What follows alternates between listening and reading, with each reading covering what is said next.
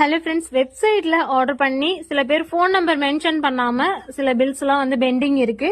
So இந்த message பாக்குறீங்க அப்படின்னா தயவு செஞ்சு எனக்கு வாட்ஸ்அப்ல மெசேஜ் பண்ணி உங்களோட பிளான்ஸை ரிசீவ் பண்ணிக்கலாம். ஸோ யார் யாரு அப்படின்னு சொல்லி படிக்கிறேன்.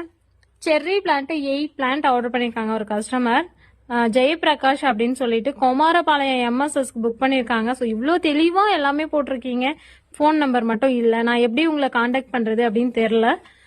நெக்ஸ்ட் பாத்தீங்கன்னா சூர்யா அப்படின்னு சொல்லி ஒரு கஸ்டமர் ஆர்டர் பண்ணிருக்காங்க. இவங்களுமே வந்து ப்ரொஃபஷனல் கொரியர்ல 3 பிளான்ட் ஆர்டர் பண்ணிருக்காங்க. இவங்களுதுமே ஃபோன் நம்பர் இல்ல. ஃபோன் நம்பர் இல்லைன்னா எங்களால சென்ட் பண்ண முடியாது. இந்த பார்சல் எல்லாம் பாத்தீங்கன்னா பேக் பண்ணிட்டு போட்டோ அனுப்பும் போது பாத்தீங்கன்னா ஃபோன் நம்பர் இல்லாததுனால மறுபடியும் பிரிச்சு மறுபடியும் ரீபார்ட் பண்ணோம். ஸோ இந்த மாதிரி கொடுமைகள்லாம் நடக்குது. கொஞ்சம் பார்த்து கரெக்டா அட்ரஸ் எல்லாம் கொடுங்க, ஃபோன் நம்பர் எல்லாம் கரெக்டா கொடுங்க.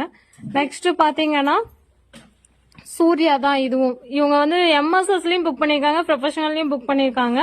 ஸோ இது வரைக்கும் எனக்கு வாட்ஸ்அப்ல எந்த மெசேஜும் கொடுக்கல.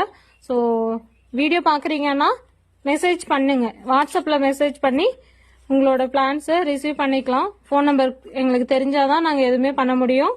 இது ஸ்கிரீன்ஷாட் எடுத்து எனக்கு வாட்ஸ்அப்ல மெசேஜ் பண்ணிக்கோங்க.